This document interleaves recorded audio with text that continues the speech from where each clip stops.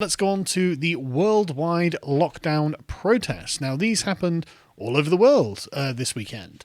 You wouldn't have really heard about this on the media, because why would they want to tell you that all around the world people are saying, hang on a second, isn't it wrong for the government to, in fascist style, confine us to our homes and shut down our businesses and take total control of the country?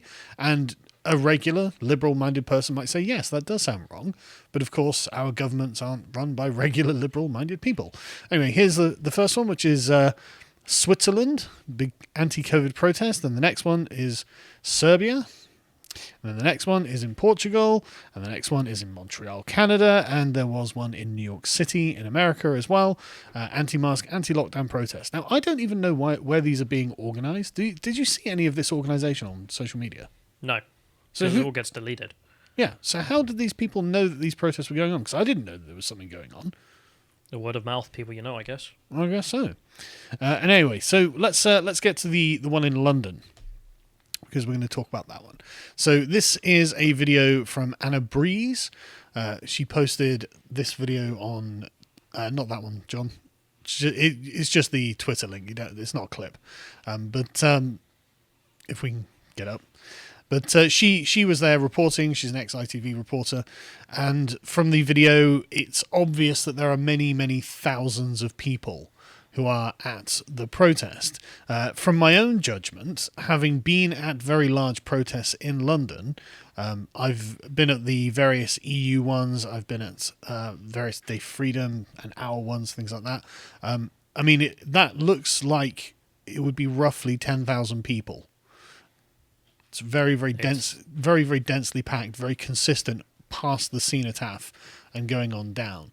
So that's a very large protest. And you can see there's just people walking by, and there's obviously people further on. So I would say somewhere between 5,000 and 10,000 people. The BBC first reported this as hundreds, which I mean is technically true. I mean, that you could describe that number as in the hundreds. Wouldn't be very useful. Tens of hundreds. Yeah, tens of hundreds of people. Yeah, how many? Well, about 5,000 hundreds. Anyway, the reason people are protesting is, of course, we're still under a lockdown, even though it doesn't really seem to be very justified at the moment. According to NHS England, 20 million people more than have been vaccinated at this point, which is apparently 45.4% of the population aged 16 and over, and most of those, of course, being the elderly. Yeah, that's ending the 14th of March. So yes. Much beyond that, probably near about 50% now. Probably, yeah. It's probably, yeah, exactly. This is just the latest statistics that I could find on the NHS website. And so if we go to the government's coronavirus data tracker, if you scroll down so people can see the graphs, you've got to admit that it looks like the vaccines have done the job. Look at the plummet in virus, people getting the virus, which is 5,000 daily, and then 33 people died yesterday from the corona within 28 days of a positive test of the coronavirus. So it seems that there's no good justification for keeping us in lockdown now. It seems that the government won. They did it. Yeah, take the W. Yeah, take the win. It's okay, There's the thing as well.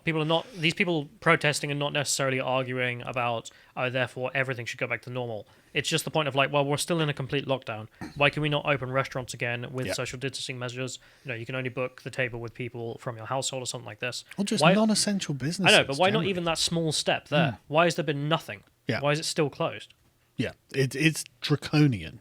And so people were out protesting, and good on them. On Saturday, things started getting rough in Hyde Park. Here's independent journalist Steve Laws documenting the police kicking a guy on the ground. According to his reports, he says, before the incident occurred, the event was entirely peaceful. The police arrived at Hyde Park while the protest was winding down, with only a few hundred remaining. One young woman named Jasmine, who witnessed the police officer brutally kicking an innocent protester, said, "I can't believe what I've just seen. He kicked that poor man. He did nothing wrong." Today's anti-lockdown protest was attended by thousands of people, according to Steve, and they peacefully marched around London to oppose the draconian lockdown measures. Fairly sensible. Like normal people, normal citizens, doing normal, non-violent protest. And, of course, one of them had to be given a kicking by the cops. Which is inappropriate. And you'll notice the difference between that and the police brutality at the vigil about the lady who was murdered by a police officer. Yes, no one got kicked. Grabbed her, put her in cuffs and dragged her out. They weren't kicking people or hitting them with batons. No, it was remarkable leniency in the face of them violating the COVID lockdown. And this was extreme police brutality that the Labour Party must do something about, and this is nothing. This is just some guy getting kicked. He's not a feminist activist, so who cares about him? Anyway, the Telegraph gives a quick rundown of it. At least 36 people were arrested at the anti-lockdown protest because of violations of COVID rules.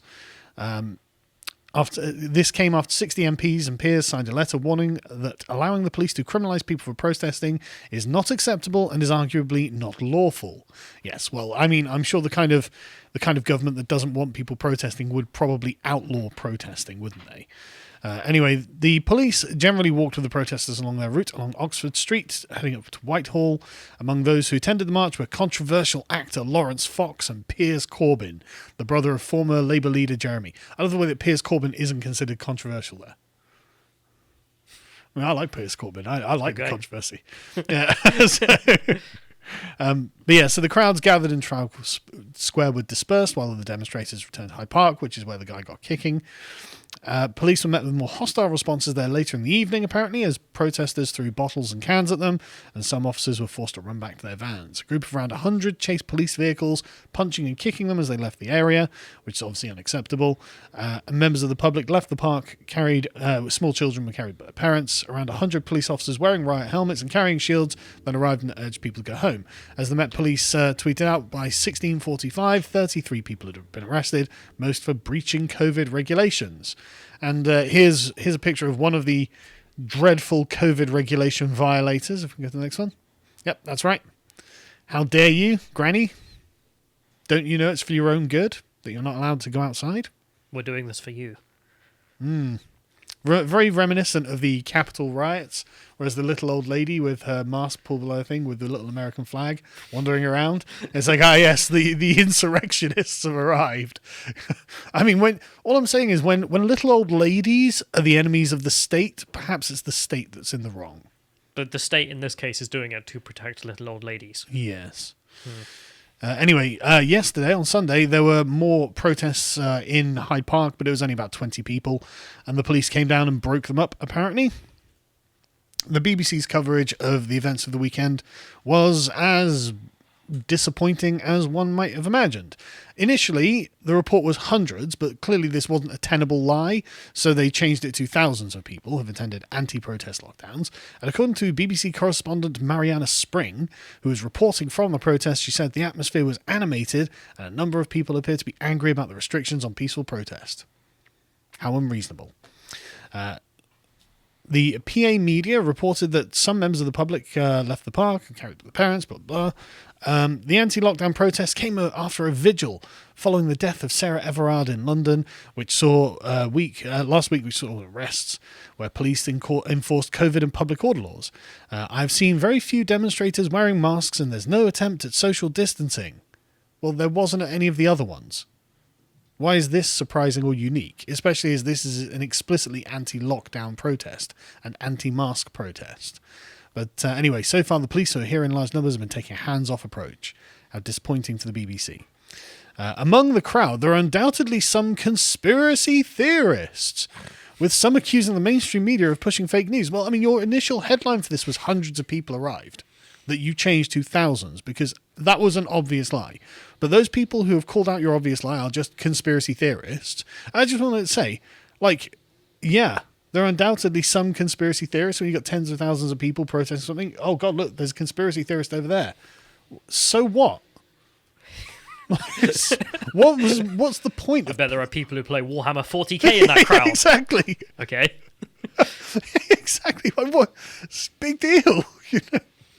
But anyway, the reason people accuse people of the mainstream media of pushing fake news is because they do. Anyway, one woman who did not want to be named said, I had COVID myself last March, but this lockdown is too much. Because it is. I mean, you've had COVID. I've had COVID. Well, I never got it confirmed. Yeah, but you probably did have it. Okay.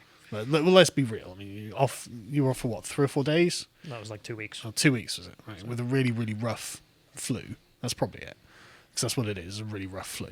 But yeah, so that's the events in London, which, all things considered, I think could have gone a lot worse, considering the number of people there and the kind of mentality of the progressive police of vice and virtue. I'm actually surprised that it didn't go worse and that the police didn't put the boot in more and that more batons weren't thrown around and more conspiracy theorists weren't arrested or charged and fined. But what was it, like 3 days before that, you had the socialists out there campaigning on, what was it, Kill the Bill in Parliament Square. You had them at the vigil as well the night before. Yep. And in both of those instances, the police didn't use their batons, the police didn't use any real force at all. Instead, it was a completely light touch of, like, we will intervene if we have to, and that's it. Very much. But in this case, seemingly quite happy to pull out the batons, which, I just find that strange.